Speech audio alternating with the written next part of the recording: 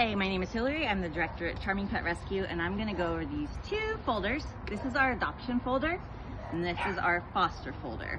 So if you're a new foster, you're going to get this folder first. We'll send this one home for when the dog gets adopted. In this folder, you have a foster guide. Please read over it. It has a lot of good tips on photos and bios, a lot of vet care information. It has phone numbers here of people that you might need to contact. On the back, it has even more phone numbers. You can text us anytime, any questions or concerns. If your foster dog has diarrhea or is throwing up, take pictures, please, and send it to your foster coordinator. This over here is the adopter checklist that we want everybody to go over with their adopter. Do not leave your dog attended outside for at least a week. This is especially important for the adult dogs, not really the puppies. I mean, don't leave the puppy out either. But dogs in a new environment will try to dig out or escape because they haven't settled in yet. They don't know what's happening. Kennel the dog when you leave the house and at night. If they want to sleep with the dog, if you want to sleep with the dog, that's great, that's fine. But when the dog is acclimating to the house, when the people are acclimating to the dog, if they're gonna leave the house to go to work or HEB or whatever, please ask them to leave the dog in a kennel, because we've had dogs return because people go to work and leave the dog out and they came home to a chewed up couch. So we believe in kenneling, at least in the beginning until you get to know your dog.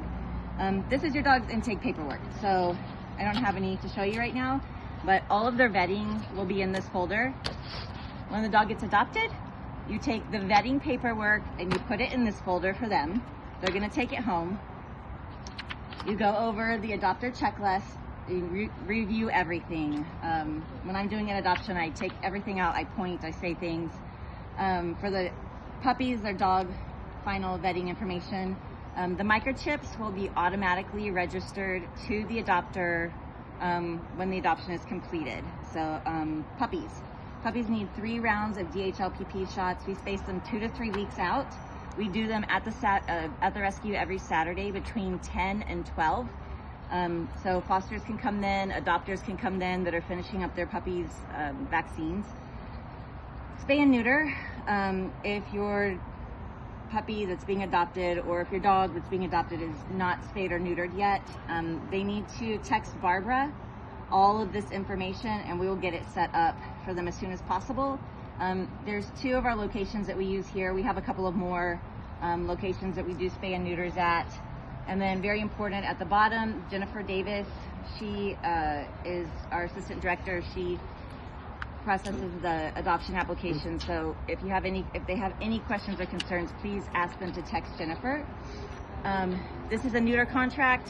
On the other side is a spay. So if you have a boy or a girl, and your puppy or foster dog is not spayed or neutered when they're adopted, please just ask them to sign this.